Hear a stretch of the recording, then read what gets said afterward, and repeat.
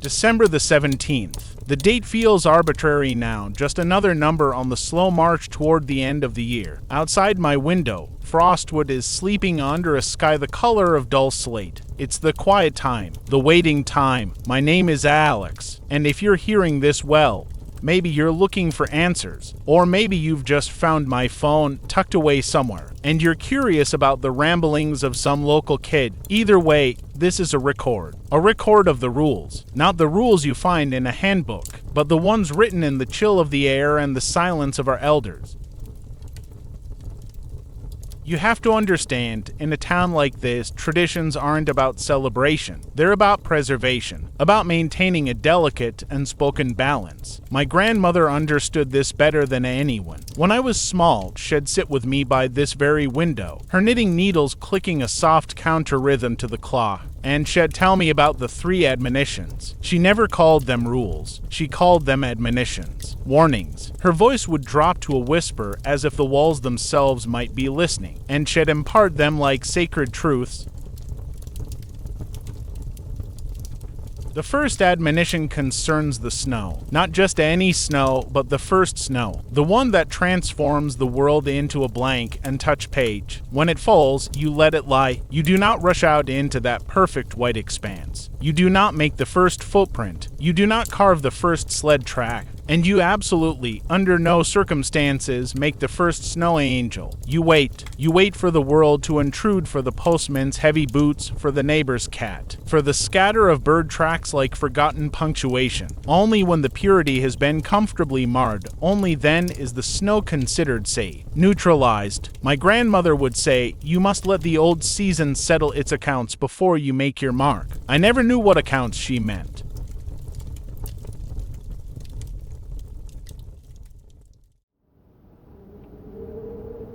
The second admonition is about the gift. If you find a present wrapped in plain paper, never festive, always a dull brown or a gray, and if it bears no name and no tag, no indication of its sender or its recipient, you do not open it. The impulse will be there. The curiosity will burn in your chest, but you must smother it. You do not shake it to guess its contents. You do not bring it fully into your home before the sun rises on the day after you find it. You must take it to the old willow tree that stands at the crossroads, where the last street lamp flickers out. You place it among the gnarled, weeping roots, and you walk away. You do not look back. My father, when he was a boy, found one in his family's woodshed. He told me once, his eyes distant, that he carried it the whole mile to the willow in the dead of night and the entire way. He felt like the package was growing heavier, warmer, as if something inside was waking up.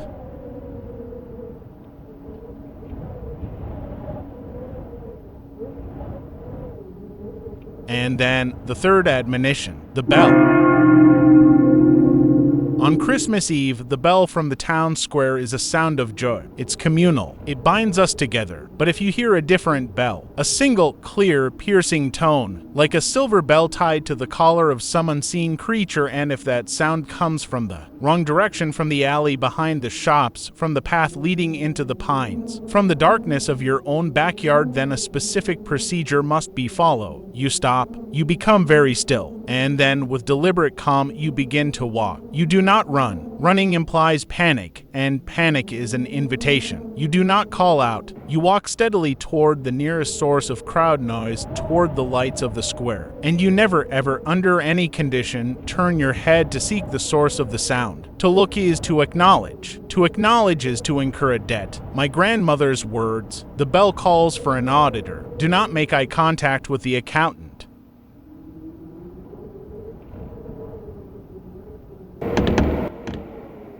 For years, I treated these admonitions as charming quirks, the kind of folklore that gives a small town its character. My parents, though they observe them with a solemn, fearful diligence, it's in their eyes when the first flake falls. It's in the careful way my mother handles any unmarked mail. We have this ritual object in our hallway, an advent calendar, but it's not for chocolate. It's a piece of aged linen embroidered by my great-grandmother. 3 symbols are stitched upon it, a single, intricate snowflake, a simple, tied box, and a lone, clapperless bell. Each day of December, my mother moves a single, black enameled pin from one day to the next. Her movements are precise, reverent. It's less a countdown to celebration and more a vigil, a daily reinforcement of the barrier. I used to tease her about it. Now, I just watch. And a cold, formless doubt has begun to pool in the bottom of my stomach. The first snow is forecast for tomorrow. The air is hushed, holding its breath. We'll see what happens.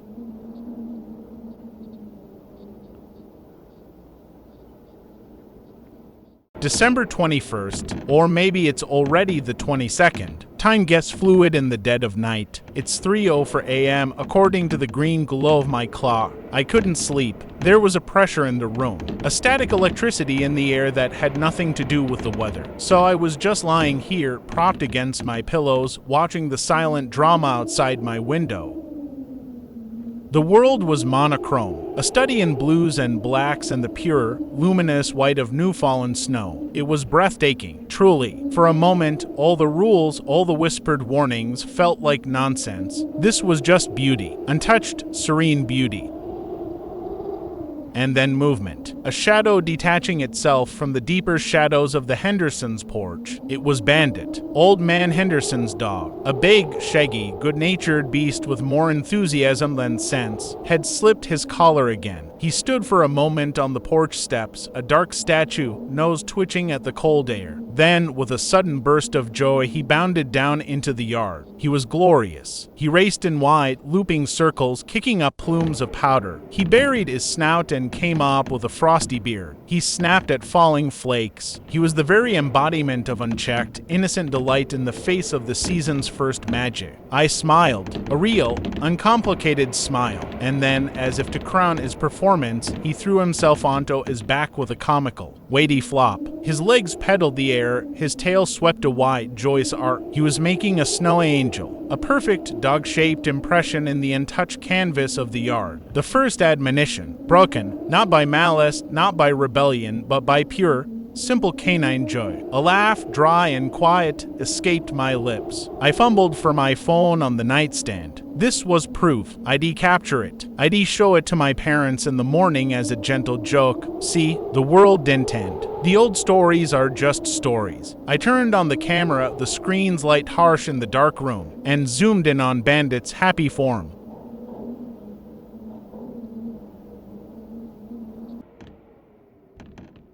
But the laugh died in my throat, because Bandit stopped. His joyful wiggling ceased mid-motion. His legs froze, suspended awkwardly in the air. His head, which had been lolling back in goofy abandon, slowly turned. Not toward the warm, yellow light of his own kitchen door, no. He turned his muzzle toward the far end of the yard, where our neatly trimmed grass gives way to a tangle of blackberry bushes, and beyond that, to the wall of ancient pine trees that everyone here just calls the woods. His body went rigid, every muscle taut.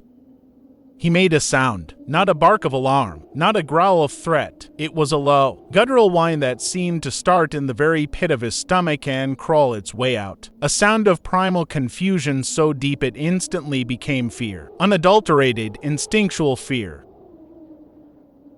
And then the smell reached me. My window was cracked open just an inch to let in the cold, clean air. But the air wasn't clean anymore. It carried a new scent. It was damp and profound. It smelled of wet clay dug from deep underground, of moss-covered stones lying at the bottom of a sunless well, and underpinning it all, a sickly sweet note of decay like fruit left to rot in a sealed jar. It was a smell that had no business in a winter garden. It was the smell of cellar earth and forgotten things. It lasted only a few seconds. Then it was simply gone, as if a door had been closed somewhere. Bandit didn't hesitate. He scrambled to his feet, a frenzy of sudden motion. He didn't look back at the house, didn't whine for help. He became a streak of terrified shadow, shooting across the white yard and vanishing into the absolute blackness between the pine trees. Gone. He left behind his chain, a heavy, steel-linked thing. It lay cold on the snow near the porch steps, a dark snake on a white field, and he left behind his angel. The crisp, perfect impression in the snow. In the moonlight, it no longer looked playful. The deep shadows filled the indentations of his body, making it look less like an angel and more like an imprint. A fossil, a placeholder left empty. I didn't move from the window for a long time. I just watched that angel-shaped hollow, waiting for something to fill it.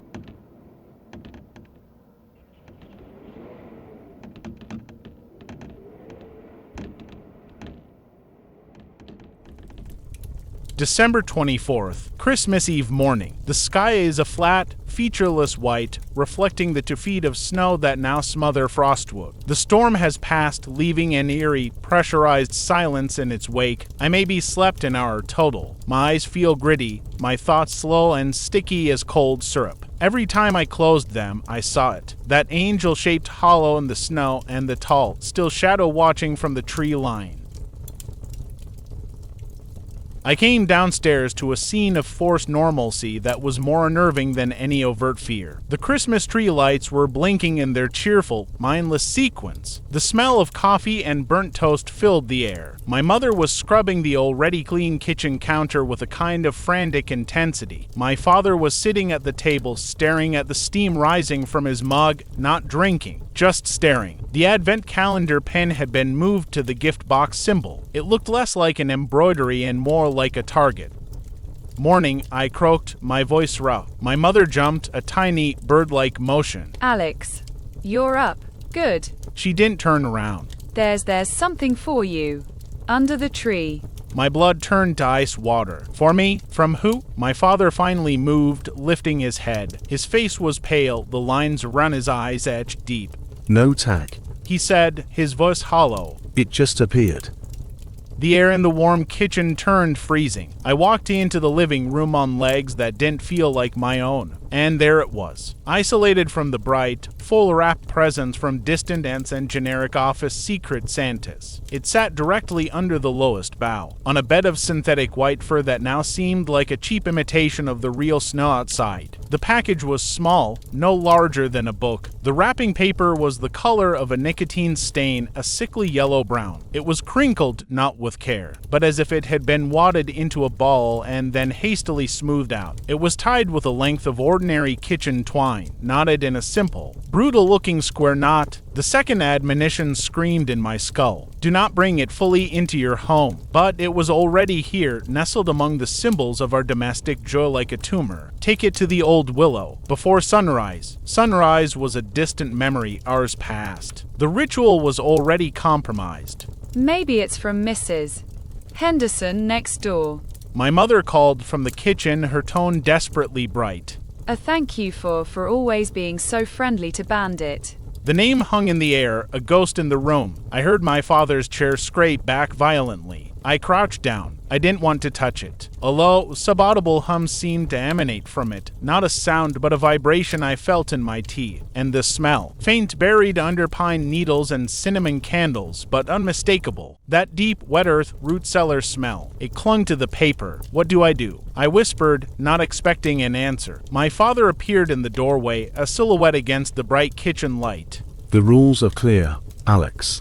He said, but there was no strength in his voice, only a profound, weary defeat. But the time for that has passed. It's in the house now. He looked at me, and for the first time, I saw not the stern protector, but a terrified bull who had also once found a mysterious package. The choice is yours now. The weight of his words, of his abdication, crushed me. He was passing the burden. The debt, if that's what it was, had been delivered, and I was the addressee. I picked it up. It was shockingly light, almost weightless, as if it were full of feathers or ash. But it wasn't fragile. It felt dense, inert, and it was warm. Not the ambient warmth of the room, but a deep, localized heat, like a stone that is baked in the sun all day and now radiates its stored energy. In the cool evening, this was wrong. All of it was wrong. I didn't take it to the willow. I carried it upstairs, cradling the warm, malevolent little box, and locked my bedroom door. I placed it in the center of my desk, It sat there, an accusation, a question. I spent the morning just looking at it as the gray daylight bled across the room. The choice, as my father said, was mine. But what were the options? Follow a broken rule, or satisfy the corrosive, terrifying curiosity that was eating me alive from the inside? What was inside? What was the price of looking, and what was the price of never knowing? By noon, the curiosity had won. It wasn't bravery. It was a desperate need to make the unknown known, to replace the formless dread with a concrete horror I could maybe understand. I fetched a pair of scissors from my drawer. The blades looked pitifully small.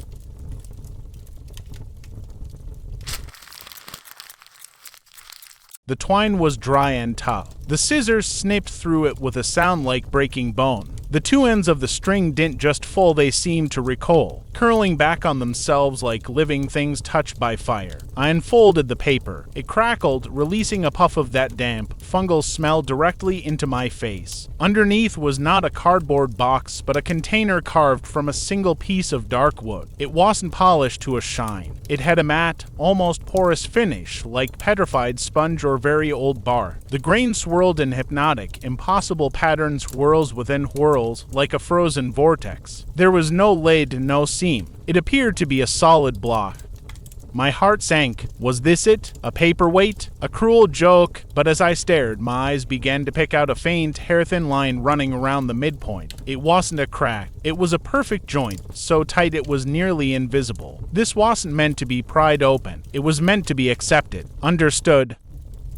I placed my palms on either side of the warm wood. The surface was neither rough nor smooth, but somehow both. It felt alive. I applied gentle, even pressure, twisting my hands in opposite directions. Nothing. I tried pulling straight up. The box didn't budge. A flare of frustration cut through my fear. Was I just supposed to look at it forever? In a moment of irrational anger, I pressed down harder, my thumbs digging into the wood, and I willed it to open. Not with a thought, but with a feeling, a surge of that same desperate curiosity, mixed with a silent scream of "show me." There was a soft, internal click, like a key turning in a well-oiled lock from a great distance away. Then, a hiss, a sigh of released pressure. The hairline seemed darkened, and with a gentle, almost gravitational pull, the top half of the box began to rise. It didn't hinge. It levitated, separating perfectly from the bottom, floating a quarter inch in the air before I cautiously lifted it away. Inside, nestled in a bed of what looked like raw, undyed wool the color of dirty sheep, was the object. It was a sphere about the size of a baseball. It wasn't glass. It was something clearer, harder, with a faint greenish-gold tinge, like ancient ice from the heart of a glacier, and suspended in its absolute, flawless center was a figurine. It was Bandit, rendered in impossible, microscopic detail. Every strand of his shaggy coat, the leather of his worn collar, the black of his nose. He was captured in the exact pose from 2 nights ago. On his back, legs pedaling the air, tail midwag. But the expression was all wrong. His mouth was curled back from his teeth, not in a playful grin, but in a rictus of pure, silent agony. His eyes, tiny dots of some dark material, were wide with a terror so profound it seemed to radiate from the sphere. This was no celebration of joy. This was a fossil of a moment of ecstasy transformed into pure dread. I reached out, my finger trembling. I had to touch it to confirm it was real. My fingertip made contact with the smooth, cold surface of the sphere, and it was warm. A deep, pulsing warmth emanated from the very core of it, right where the tiny, tortured figure of Bandit was trapped. The warmth traveled up my finger, into my hand, a wave of sickening, wrong energy. In that instant, a jolt of understanding, not thought but knowledge, slammed into my mind. This is the receipt. The first angel. Account settled. I jerked my hand back as if burned. The sphere glowed faintly from within for a second. A sickly green pulse of light that illuminated the tiny, screaming face of the dog, then faded. The gift had been opened. The debt had been acknowledged. The ledger was now open, and my name was on a new line.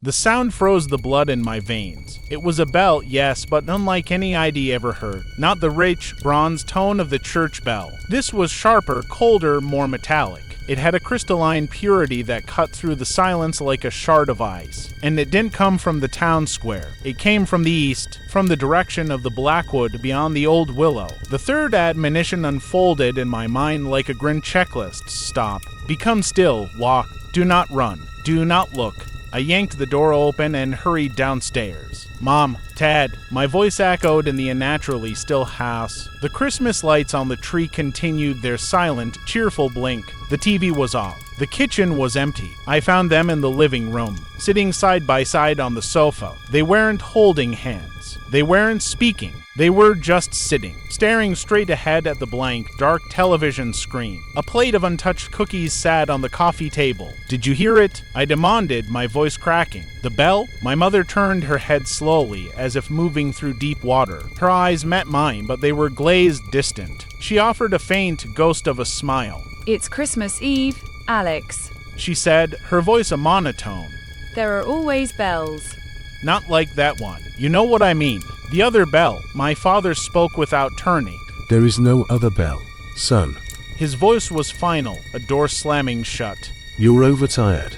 From the storm. They were doing it. They were following their own unspoken rule. Deny, normalize, seal the crack in reality. They were building the wall of human noise by pretending the wrong sound didn't exist. And in doing so, they were leaving me outside the wall. This time, it was in our backyard. I was sure of it, right outside the French doors that led to the patio. My parents didn't flinch. My mother picked up a cookie and took a small, precise bite. The crunch was obscenely loud. I backed away from them, from their willful blindness. The rule said walk to the square, but I couldn't leave them here, sitting like mannequins. And a deeper, more terrifying part of me knew. The square wasn't the destination anymore. The sound had found its target. It was circling the house. It was calling for me. I ran to the front window, peering through the gap in the curtains. The street was deserted, buried in white, and there, in the middle of the road, illuminated by the eerie glow of a snow-reflected street lamp, was a single, fresh set of tracks, not tire tracks, not footprints, hoofprints, enormous, cloven, sinking deep into the packed snow. They led from the direction of the woods up the center of the silent street and stopped directly in front of our house.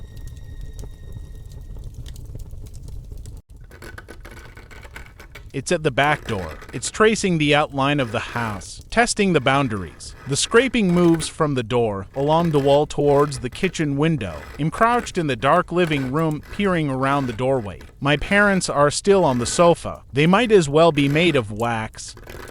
The scraping stops. A new sound replaces it. A soft, wet snuffling at the base of the kitchen door, like a large animal smelling the crack underneath. Then silence. A long, profound, listening silence.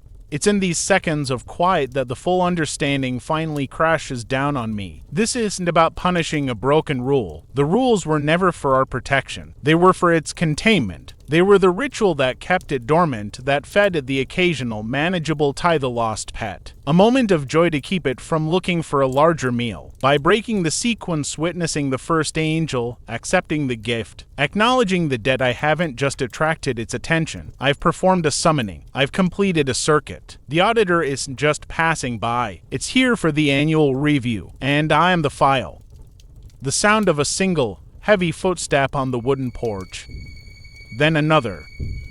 Not hurried, purposeful. It's coming up the steps. It's at the top of the porch. It's standing directly outside the back door. The smell floods the house, not just the wet earth now. It's the smell of a deep forest in the dead of winter, of frozen sap and rotting pine needles, of cold so intense it burns. It seeps under the door, pours through the keyhole, thick and palpable. I can't follow the third admonition anymore. I can't walk to the square. The square is a world away. The only path left is the one my grandmother warned me about, the one that completes the transaction. With legs made of lead, I stand up. I walk past my motionless parents through the dining room into the dark kitchen. The back door is a rectangle of deeper darkness. Moonlight, filtered through the storm door's glass, casts a pale, gridded pattern on the floor. I stop 6 feet from the door. My heart is a trapped bird. I can see its shadow through the frosted glass of the storm door, tall. So tall it blocks the moonlight. and from the top of that shadow, a jagged, branching silhouette rises against the night sky. Not antlers. Something older, sharper, made of winter itself. It doesn't move. It waits. It doesn't want to break in. It wants to be seen. The looking is the final signature, the acknowledgement of the balance, the acceptance of the terms. My grandmother's voice whispers in my memory, not as a warning, but as an instruction. Do not make eye contact with the accountant, but it's too late for that. I am the subject of the audit. I have to face the ledger. I take one step forward, then another. My hand rises, trembling uncontrollably. It's not my will moving it. It's the pull of the completed ritual, the gravitational force of a deck called due. My fingers close around the cold metal handle of the inner door. I don't turn it. I just hold on as if it's the only real thing left. And through the glass, through the frost and the wire grate, I look up into the darkness where its face should be.